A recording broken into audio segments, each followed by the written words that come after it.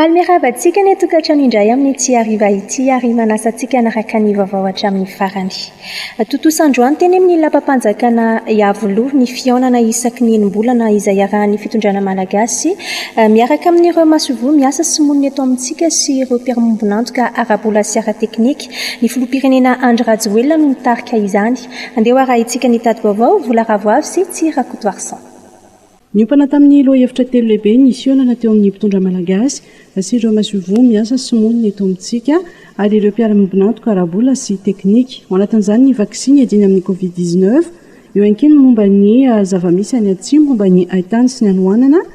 Mikasika io indrindra dia nambaran'ny filoham-pirenena Andry Rajoelina tao anatin'ny kabary fanokafana fa nabetsaka ny ezaka no tanterahana ary mbola atao ary ilaina indrindra ny ampirindrana ny asa sy tontsain'ny sehatra iraisam-pirenena sy ny fitondrana malagasy mba ahafana mahazo vokatra azo tsapahitanana sy matotra. Nos coopérations bilatérales et multilatérales sont constructives et ont pour objectif pour avoir des impacts réels et palpables dans le quotidien de la population et dans la vie socio-économique du pays. Je souhaite que cela perpétue, mais surtout que cela s'accélère. La tenue de cette réunion me semblait importante afin de pouvoir faire le point sur la coopération de l'État malagasy et ses partenaires internationaux. Il y a effectivement de nombreux sujets urgents, voire vitaux, qui doivent être abordés ensemble afin de mieux coordonner nos actions et obtenir des résultats rapides et palpables pour le bien-être de la population malagasy. Et dans certains cas, pour sauver des vies. Tsy adin'ny filoham-pirenena ihany koa ny nanao fisaoran'ireo firenena namany Madagasikara sy ny mpiara-miombonantoka ara-bola sy teknika tamin'ny tohana noentin'izy ireo atao anatin'ny ady amin'ny varanaretsina Covid-19. Anisan'ny noresana atao anatin'ity fihaonana teny amin'ny lapan'ny Iavoloha androany ity ihany koa ny momba ny fandraisana anjara ny Madagasikara amin'ny fihaonam-be iraisam-pirenena momba ny tontolo iainana COP26. Matotra ny fiara-miasa eo amin'ny antenimieram-pirenena sy ny Repoblikan'i Chine hitondra fanohanana amin'ny fanatsarana sy ny fanavaozana ny antenimieram-pirenena i Chine. Tafiditra amin'izany ny fanavaozana ny trano eo ankilan'ny lapa izay efa antaonany maro no nikatso ny fanamboarana azy. Vola Ravoavy sy Tsira Kotoarsan. Hitondra fanohanana ny antenimieram-pirenena amin'ny fanatsarana sy fanavaozana ity androm-panjakana ity ny Repoblika etom-bahoakan'ny Chine. Anisany tafiditra ao anatin'ny fiara-miasa ny famitana ny trano eo ankilan'ny lapa izay efa antaonany maro no tsy nitohy intsony ny fanamboarana azy. Eo ihany koa ny fanomezana vola amin'ny tetina $10,000 amerikanina entina manatanteraka ireo tetikasa fampandrosoana ny antenimieram-pirenena. Ankoatr'izay dia ho mariky ny fiara-miasa tena nolotra aponga sy alangoraona misy 500 izy ireo izay zava-maneno samy manana ny mahizy azy ny fampiasan'izany eo amin'ny kolontsaina ny firenena roa-tonta i Chine. Aujourd'hui, l'ambassade de Chine a fait don de 500 tambours au groupe d'amitié pour soutenir. Me plaît-il de rappeler les liens très forts qui unissent nos deux pays et nos peuples, liens nourris par une longue histoire commune dans la lutte contre la colonisation, la néocolonisation au sein des pays non alignés. Notanterahana omaly 20 oktobra 2024 tao amin'ny lapan'ny Tsimbazaza ny fanaovan-tsony ny fifanaraha-piara-miasa mémorandum d'entente eo amin'ny antenimieram-pirenena sy ny République populaire de Chine izay nataon'ny ambassadeur Guo Xiaomei sy ny filohan'ny antenimieram-pirenena Razanamaso Christine ary natrehany mpikambana ao amin'ny Bromaharitra sy ireo solombavambahoaka anaty ny vondrom-pifankatiavana Madagasikara Chine. Tapitra ny fa 7 ny volana oktobra izao ny fotoam-piasan'ny mpikambana eo anivon'ny CENI efa saika miomana amin'ny fiantrehana izany ireo rafitra izay manana solotena ao anatin'ny CENI. Anisan'izany ny firaisamoam-pirenena. Ny andindin'izay no arahintsika eo amin'ny sarany Vola Ravoavy sy Mamra Samuel. Ny alatsinainy 15 ny volana oktobra ho avy izao no natanteraka ny fifidianana ny solotena roa ao anatin'ny voamera-mailotena amin'ny sanan'ny fifidianana na CENI ny firaisamoam-pirenena. Io fomanana amin'izany dia nisokatra ny anomboka androany ny fandraisan'ny komity manokana amin'ny sanan'ny fifidianana izay solotena ny firaisamoam-pirenena ny nivon'ny CENI ny atota taratasy finatsahako vidiny.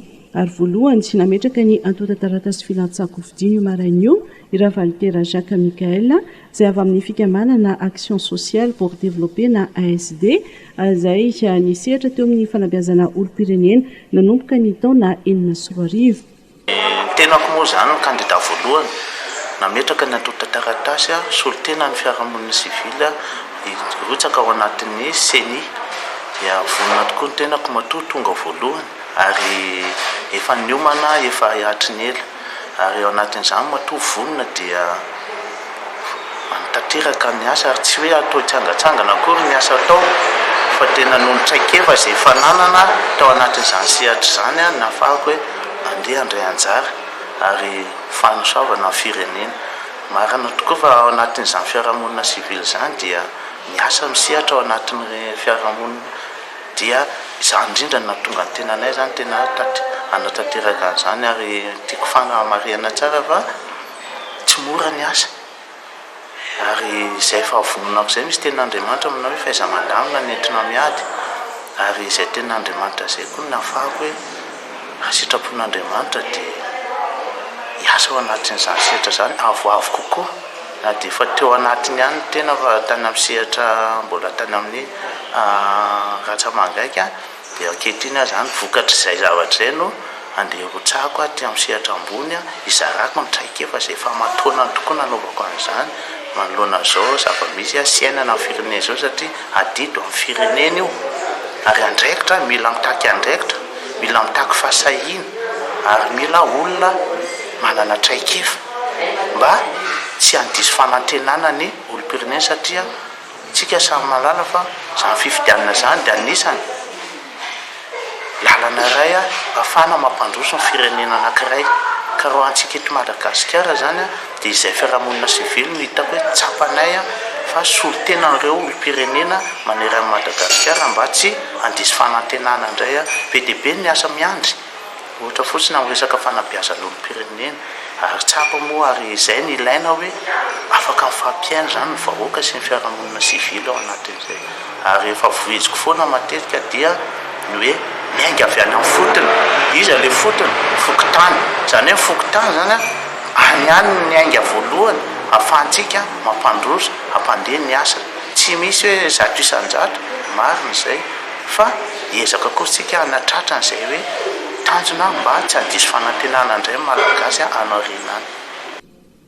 Manana traikefa maro teo amin'ny sehatra ny fifidianana ny Ravalitera Jacques Michael izay ratsehivina dia efa mpikamana tao anatin'ny OVEC faritra Analamanga nanomboka ny taona 2014 ary avy eo nitazona ny toerany filoha-hevitry ny OVEC faritany Antananarivo hitoetra amin'ny sabotsy izao ny fandraisan'ny komite manokana misahana ny fifidianana izay solitena ny firaisamonim-pirenena eo anivon'ny CENI ary ny alatsinainy 25 ny volana oktobra kosa no anaovana ny fifidianana ny solitena ny firaisamonim-pirenena ao anatin'ny CENI vaovao.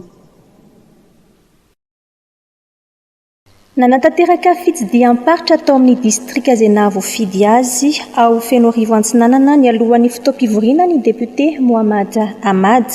Ny andindiny izay no irehantsika eo amin'ny sariny volaravoavy sy Tsirakotoarsan. Fidinana ifotony hijereny ireo olom-bahoaka mivantana ahafana mitondra izany eo anivon'ny antemeram-pirenena mandritra ny fotoam-pivoriana ara-potoana faharoa. Anisany nasipy-jerena manokana ireo fototra-avitrasa izay simba sy ireo mbola andalam-panamboarana. Anisany nojereny ny fizotra ny fanamboaran-dalana. Anisan'izany ny lalana avy ao Morindrano miazo ny commune Vohilengo. Telo volana lasina zay nisy zany hoe filazana ofisiely fa anomboko fanamboaran'ity lalana ity.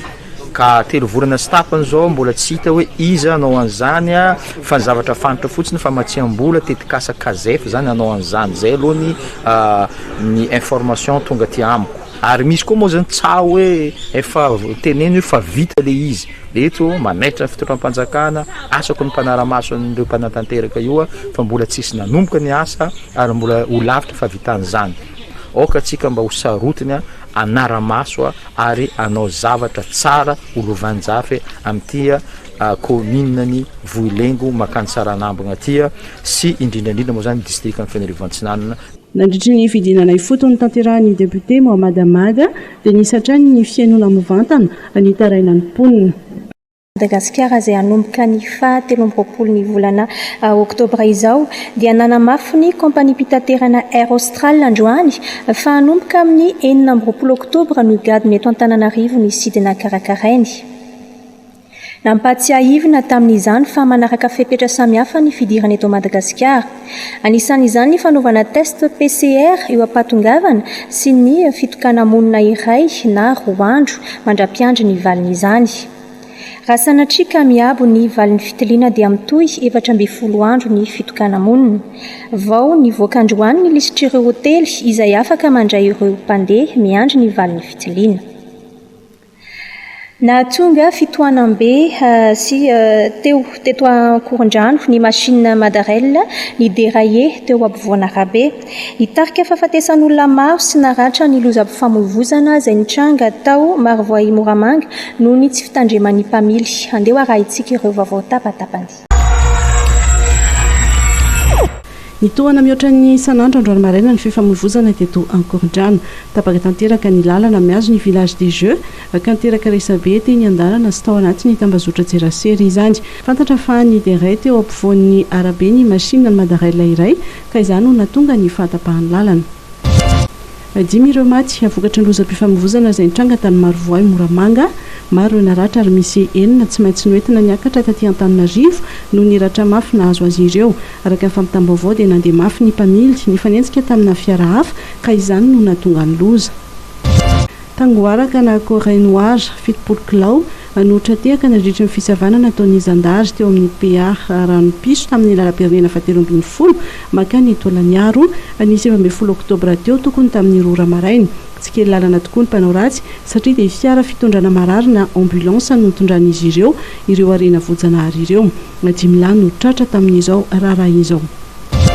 Sokatra voarary ahina olona ntamingana miisa 7 kosa no sarona omaly ateny amin'ny garana Pasapito. Raha ny fitantaran'ilay lehilahy natratraran'izany arena voajanahary izany dia avy Toliary sy reto ka kasaina ahondrana any ivelany €3,000 ny vidin'ny sokatra iray. Mitohy hatrany ny trangana famaizana eto Seroa na eto Antananarivo izany na any amin'ny faritra tamin'ity indray mandeha ity dia tany Mananjary indray no nisehon'ny tranga. Trano miisa 4 no lasipra tamin'izany izay nahitana ny trano lehibe iray fanaovana fety any an-toerana. Niara-nisa lahy tamin'ny vahoaka moa ireo miaramila ny fehezana ny afo mba tsy taran'izany. Une source d'énergie qui répond à vos exigences, un groupe électrogène fiable et performant, silencieux et économique. Optez pour Greaves Power, les groupes électrogènes numéro 1 en Inde depuis 1859, dotés de moteurs et alternateurs robustes, proposent une puissance de 5 à 2500 kVA. Un vrai rapport qualité-prix pour 1 million de groupes vendus en Inde. Disponible uniquement chez Batimax ou sur le site web www.batimax-mata.com. Greaves, animé par la passion, guidé par la technovation. Ao anatin'ny fanatanterahany ny fitokonana mandritry ny 17 ora ny mpiasan'ny fahatseranana amin'izao ka tsy mandray asa izy ireo afa-tsy ireo izay eo amin'ny service minimum ihany. No mafisin'ny filohan'ny syndika izany androany teny Antaninarenina ary tao anatin'izany indrindra no nanamafisan'izy ireo zavatra 3 lehibe izay takin'ny mpiasa. Andeha arahintsika ny tady vaovao Jemy Mara Daniel sy Mamra Samuel. Mikatso ny asa eo amin'ny fanondranana sy ny fanafaranetana ao aminatiny 17 ora anatanterahany mpiasan'ny fahaditseranana ny fitokonana izay nanomboka tamin'ity androany ity. Ny service minimum ihany no ataon'izy ireo amin'izao. Ny hoe blocage fantatritsika fa doanina dia mikirakira ny fanondranana reny taratasy fanondranana entana ireny sy ny fampidirana entana. Dikan'izany ao anatin'ny 17 ora dia tsisy opération de douanement mandeha mihitsy no afa-tsy le faritra anatin'ny service minimum anay. Miantso zao ny any Tamatavy manontany hoe inona no misy fanafody. Dia fanafody tsy maintsy mandeha dia alefaso ny fanafody, contenerana fanafody. Zany ohatra hoe izany no mandeha. Ny ankoatr'izay mijanona daholo. Zay zany le izy. Io mbola veriko indray mandeha ireo karaha miasa aminay ireo tsy misy moterena akory ka anao an'izao hetsika izao.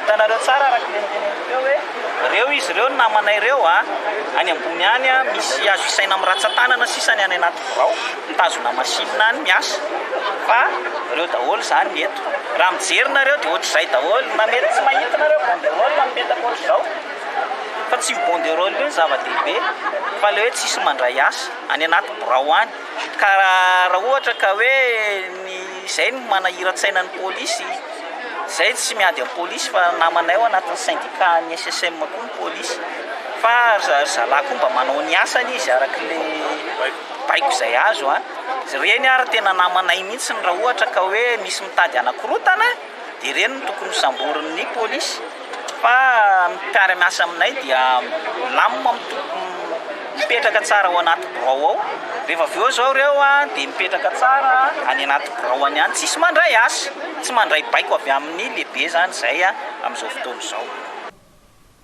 mizara maromaro ny fitakian'ny mpiasan'ny fahaditserana na dia ny ampitsarana ilay etude miaraka amin'ny bad sy ny tsy tokony hijabahan'ny fanjakana amin'ny samido ary ny fitakiana ny mangarahara amin'ny gasinety sy ny mpiasan'ny douane nisy note de service nataon'ny direction générale tany amin'ny 2018 izay mitsabaka amin'ny fomba fiasan'io samido io dia izay tsy ekenay satria mahaleo teny io tsisy tokony hidiran'ny fanjakana ny fitantanana n'ilay samido satria ohatry ny fikambanana sosialy mpiasa rehetrarehetra any amin'ny ministera any dia ohatr'izay koa ny anay manana ny fidiram-bolany tsy tokony hitsabatsabahan'ny fanjakana ny fidiram-bolany manana ny fomba fiasany izy araka ny misahana ny sosialy azy tsy tokony hitsabatsabahan'ny staffnay ny fiasany sy ny fidiram-bolany ao anatin'le izy lasa fangaro le fitaovana sy le volan'le fikambanana ao anatin'le izy amin'ny alalan'le note de service dia io no takinay hoe abrogé io efa roa taona sy tapany izay no mitaky an'io zay le staff teo aloha rehefa nitakinay an'izay koa fa ireny moa zany efa niala dia misolo vaovao dia le vaovao efa roa taona sy tapany fa mbola miziriziry mitazona an'izay zavatra izay nefa izay zavatra izay raha amin'ny terme nalalàna dia fantatritsika abus de biens sociaux izay tsy tokony ho azo atao izay zany faharoa fahatelo dia hoe mitaky izahay ny mangarahara momba nyity resaka gasinety ty hoe inona marina moa zany no tena zavatra ao anatin'ny fifanarahana aminazy ireo fa tena sarotra no manala an'ireo ary inona le zavatra zany mahatonga an'le hoe efa tamin'ny 2017 nitapitra le contrat mbola eo ihany izy anatin'izao zavatra izao dia izay zavatra izay zany no manodidina rehetrarehetra amin'io fifanarahana io zany no tianay sy ny mangarahara laza moa ry zareo contrat tena confidentiel entre le orinasa sy ny état malagasy le izy fa zay afaka tazominy zareo tazominy fa zay misy mila zavatra liana amin'ny zavatra hoe bebe kokoa amin'le zavatra zany zay eo anatiny raha mpitso no iona amin'ny ministra ny toekarena sy ny fitantanam-bola ny sendika ka orin'izay vao fantatra ny mety ho toy ny hetsika na tsy mangataka ny hijerena akaiky ireo mpiasan'ny fahaditseranana na hiditra amponja izay voasaringotra tamina raharaha resaka volamena sy raharaha anenjehana mpanao politika ny syndikan'ny mpiasan'ny fahaditseranana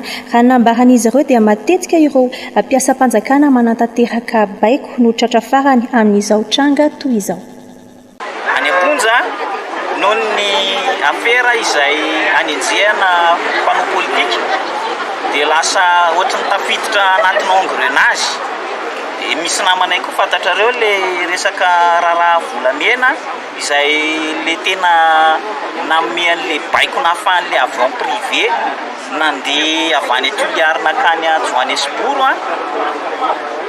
izay takinay hoe izay tsy miteny hoe avoaony eo izy fa izay kosa miteny hoe izahay reto dia miobon-kevitra ary miray fo sy saina miray hina amin'ireo namanay ireo satria fantatray fa misy tratrany tsindry azo lena ihany manodidina n'ilay raharaha satria fantatritsika tsara ny eto Madagasikara ary tsy zoviana amin'izany ny rehetrarehetra ao anatin'izay zavatra izay fa lasa ilay mpiasam-panjakana izay manatanteraka baiko manao ny asany no tratra farany rehefa tonga ny fotoana izay mampavaivay ny fandehan-javatra Anisan'ny vokatra tsy mitsaha miakatra eny an-tsena ny kafe fisondrotam-bidy izay nateraky ny fiainan'ny vokatra eny anivon'ny tantsa. Andeha hoarahantsika ny fanadihadiana vola ravoafy sy tsirako doarson. Nahitana fiakarany hatrany amin'ny 800 ny vidin'ny kafe raha oharina tamin'ny tondasa. Tafiakatra 7 ariary ny 1 kilao tamin'ny kafe, raha toa ka 3 ariary izany ka hatramin'ny 4 ariary tamin'ny taona 24. Ny fiainan'ny tolotra mihoatra ny tinady no anisany antony nampiakatra be ny vidin'ny kafe raha ny fanadihadiana natao. Ho an'ny eo amin'ny distrikan'ny Vatomandro manokana izay ao anatin'ny faritry Atsinanana izay anisan'ny mpamokatra kafe eto amintsika dia tsy nitsahany ena ny vokatra kafe tao anatin'ny 10 taona raha nambarany député Roland Razafinandrasana. Raha nambarany ity parlementaire ity dia iny tsy ahavaly ny filana misy eto an-toerana intsony ny vokatra miakatra amin'ny ity taona ity. Zavatra maro no mahatonga ny vokatra kafe miena. Eo ny lafiny fahanterana ny kafe. Zany hoe tsisy zany ny fanovana ny fambolena kafe. Zany hoe ny tanora amin'izao fotoana izao zany dia tsy mirona tsony amin'ny resaka fambolena kafe ny tanora. Dia izay no mahatonga ny fiainan'ny kafe. Eo ihany koa ny biby mpanimba ny volo kafe. Indrindra soritako amin'izay dia ny voalavo. Ny voalavo zany anisan'ny fahavalon'ny kafe any aminay agny. Ary ankoatra ny voalavo aza dia efa misy aretina vaovao indray dia maina ny tahon'ny kafe, misy karazana olotra mihinana n'le kafe dia izay ny mahatonga ny kafe tsisy mihitsy amin'izao fotoana izao. Azo lazaina hoe zao mihitsy ny fotoana fiakaran'ny kafe dia ny volana manomboka eo amin'ny volana juin jusqu'aty amin'ny volana novembre.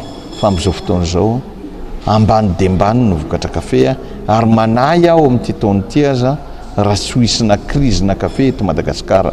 Satria nisy fotoana efa nanafatra kafe tany Ghana mihitsy ny mpandrahara ahafahana namatsy kafe teto Madagasikara.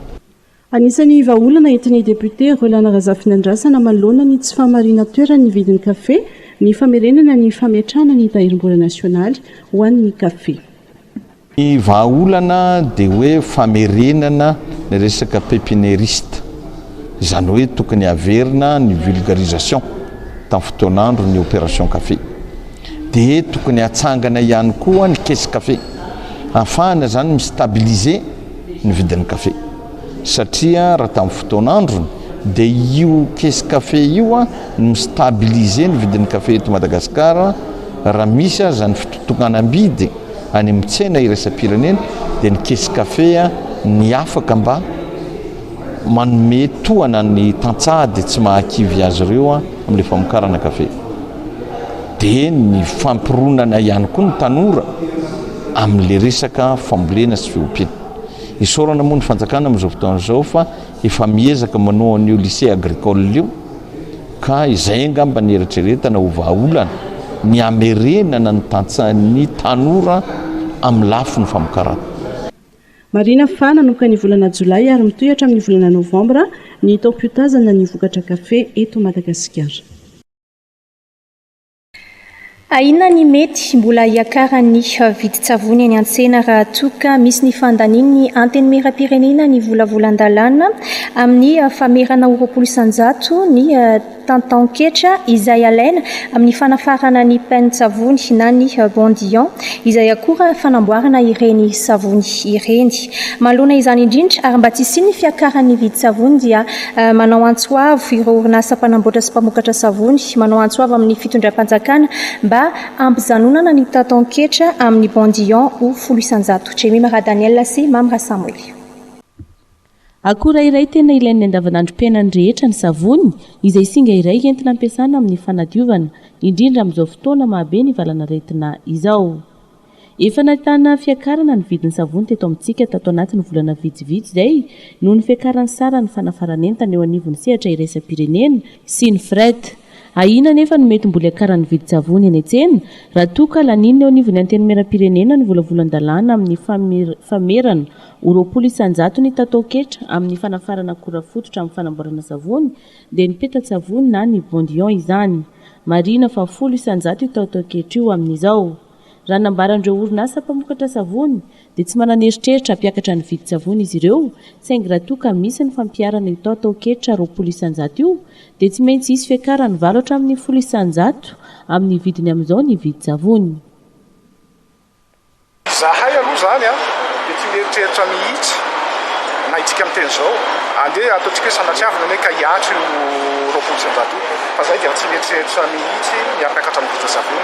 Ny antony raha mahatsikaritsika eny an-tsena eny efa somary niakatra kely ny vidin-tsavony satria ny antony efa niakatra ihany koa zany ny transport koan'ny transport international sy ny fret international efa nisy fiantraikany ihany zany amin'ny vidin-tsavony. Noho izany tsy mieritreritra tsio zay hoe mbola hampiakatra savony indrindra raha mijery ny conjoncture actuelle misy atao amin'ny firenentsika kanefa nasanantsika miatra zay dia voatery noho ny amaha-orinasa ny orinasa tsy voatery tsy maintsy mampiditra an'izay zay ao anatin'ny maso-pareny dia mbola hiakatra zay zany vidin'ilay savony ka raha manao kady tsotsotra zay dia mety hiakatra eo amin'ny 8 na 10,000 eo amin'ny vidiny amin'izao dia vidin'ilay savony zany. Mila fanodinana sy mandalo-dingana maro ny bandion vao tonga amin'ny savony.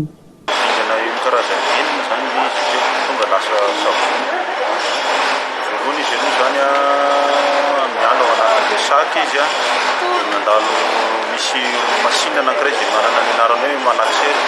Ao zany mafangaro daholo ny fangaro taharo rehetra izay ilainao anatiny tahaka ny hoe asida, ranomanitra, glycérine, silicate. Dia miala amin'izay indray izy dia mandalo misy machine anankiray indray izay mahatonga anazy paty vita izay dia mandalo machine anankiray indray izy mamoaka anazy ho lasa savony amin'ny bara.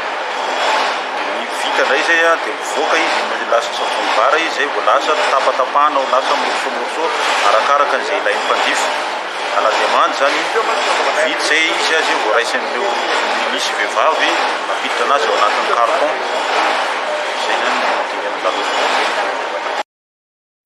Ao anatin'ny fanarenana ny toe-karena isika izao ny filohan'ny fivimpamaty dia nanambara ihany koa tao amin'ny compte Facebook ny fa tokony hajanona amin'ny tany amin'izao izay 10,000 ny tatoaketra alaina amin'ny bandion.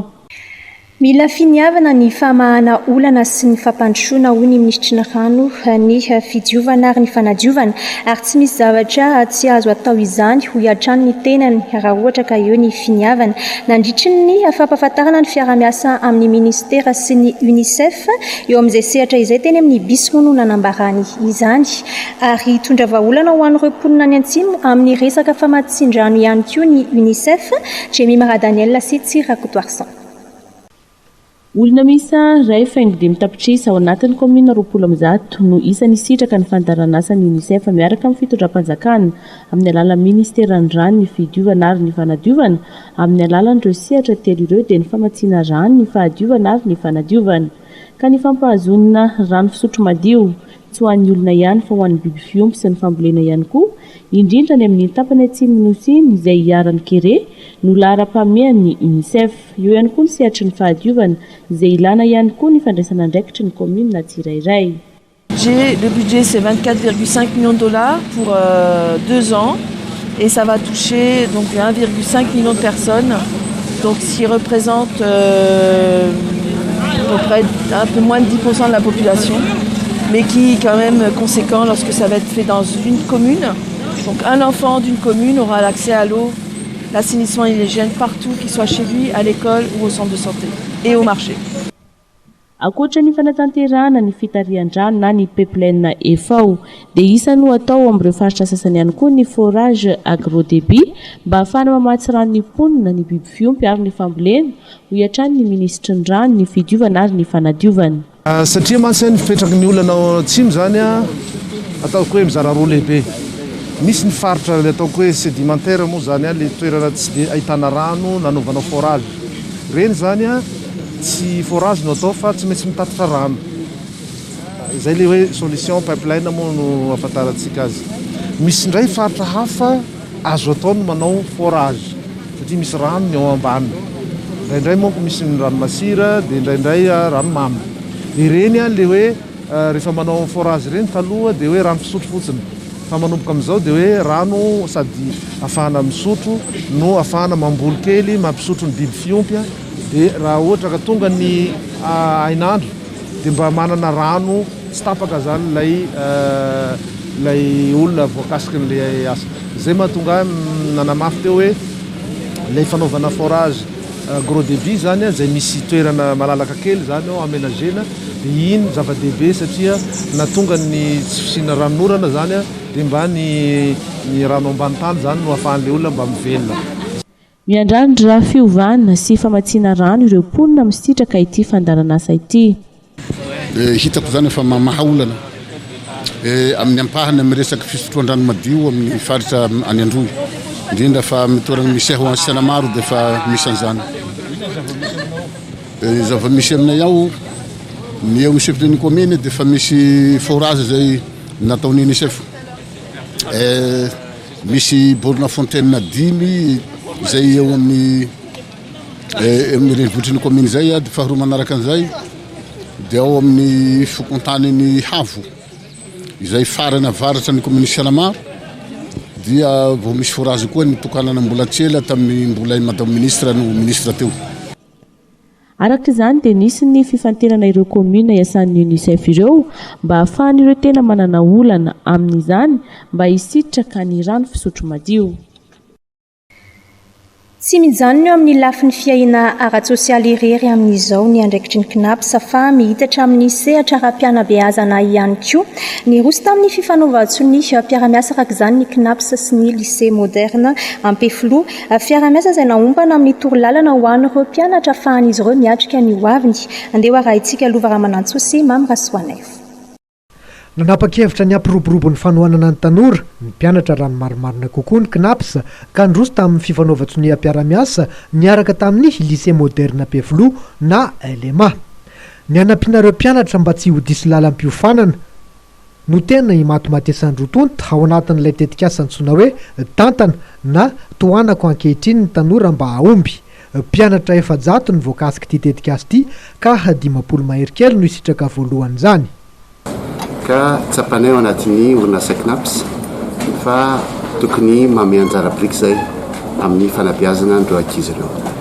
Ka indrindrindrindra ireo ankizy zay tonga amin'ny seconde zay rehefa mieritreritra hoe inona tokony atao rahatrizay dia misy mpiara-miasa ao amin'ny KNAPS nanaiky hoe anampy anao coach na mentor an'izy ireo ary mampiseho anjareo ny asany mandritry ny fotoana voafetra anatin'ny herintaona 2 taona larby isaky ny 2 isaky isam-bolana mba azahoan'ireo ankizy mijery sy mandinika hoe inona ny mety no azo ataony rahatrizay.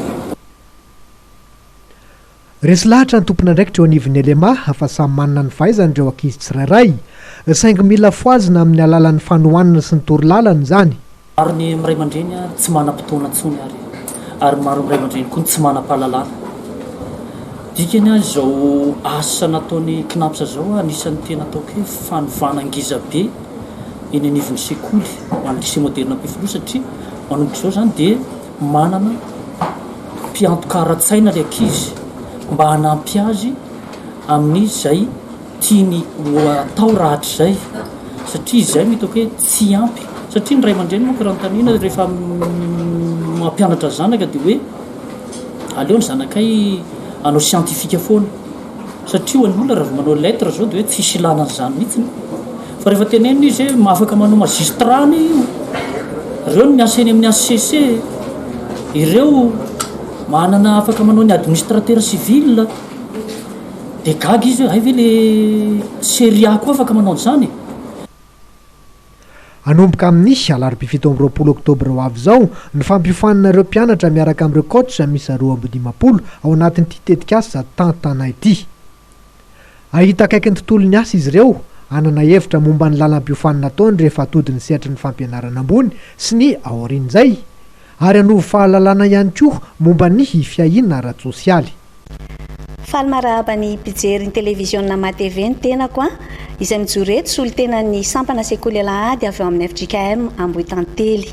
Izay moa dia mankalaza ny 570 taona ny ijoroany tamin'ity taona ity ka mikarakara hetsika goavana izahay izay ho tanterahana amin'ny alahady 4 oktobra ho avy izao ao amin'ny CCSK Tanimena amin'ny Roa sasany. Tantaran-dapiazo mitondra ny lohateny hoe Tsangambatoroa no anamarianay izany 570 taona ny ijoroan'ny sampana izany. Ny mpanoratra ny tantara dia Andriamatoa Ratsisy Johnson, taranaky ny mpitandrina Ratsisy Atraina, iray amin'izy 12 mirahalahy nandika ny Baiboly tamin'ny teny malagasy tao anaty rova tamin'izany andro izany.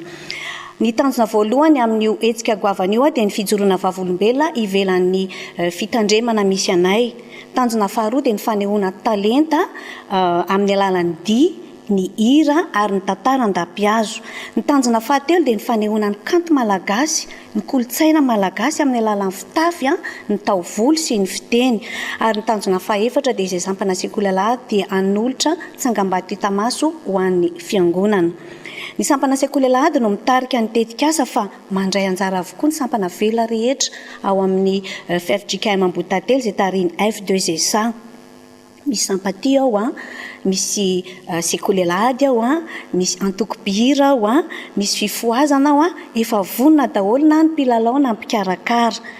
Izara roa mazava tsara ny hetsika. Ny fizarana voalohany dia andraisan'ny sekoly alahady anjara amin'ny alalan'ny hira faneva, dia ny feo tantely avy eo anao ny andray anjara izy. Ny feo tantely dia taniketsa, antoko-pira taniketsa ny FJKM Ambohitantely, andray anjara ny antoko-pira Rotota ary avy eo ny sampana dia tantely. Izy filatrona anehoana ny fitafy malagasy mialohan'ny tantara an-dapiazo, tena tantara zany. Ka manentana anao dia n'izao ary izahay ho an'izay mbola tsy nahazo ny tapakila na ny fanasana, afaka manantona amin'ny coiffure Sarambo Ambatonakanga ianao na iantso mivantana ny laharana 032 02 000 31. Dia mirary soa indrindra ary manantena ny fankahita-tava aminao amin'ny alahady 4 oktobra ho avy izao amin'ny Roa sasany tolakandro ao amin'ny CCSK Antanimena. Ho tanterahana any Toamasina ny 30 sy ny 1 oktobra ho avy izao ny fifaninanana eo amin'ny taranja triathlon. Mitondra fanazavana mikasika izany indrindra dia ny ho fizotra ny fifaninanana Andriamatoa Tina Rawelina Andriambololona mpitantana ny triathlon eto Madagasikara. 30 sy 1 volana oktobra ho avy izao moa zany amin'ny herinandro ambony zany no tanterahana le hetsika ny triathlon Madagasikara any Toamasina zany. Ny sabotsy dia 30 oktobra moa zany dia ny sabotsy après-midi moa zany io dia ny aquathlon moa zany no atao. Aquathlon zany ny mpijery moa zany dia lomano sy azakazaka tongotra mifampitohy.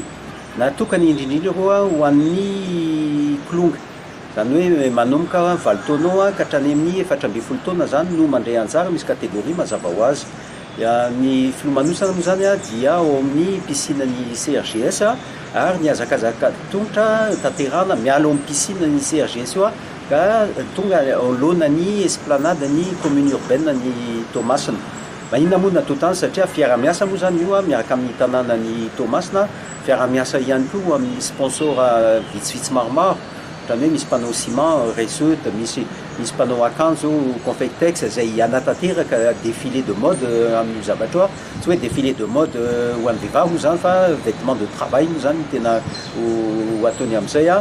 Misy sponsor ihany koa moa zany miaraka aminay maromaro ka sabotsy après-midi zany io aquathlon io zany mety hiaritra ao amin'ny adiny roa sasany eo zany ny fifaninanana zany ao amin'ny piscine CRGS miainga dia eo amin'ny commune no mamarana azy.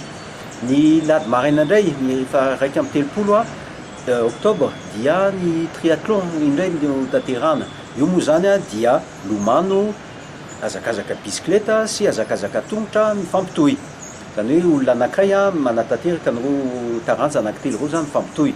Fa ao ihany koa napidirana ny atao hoe relais.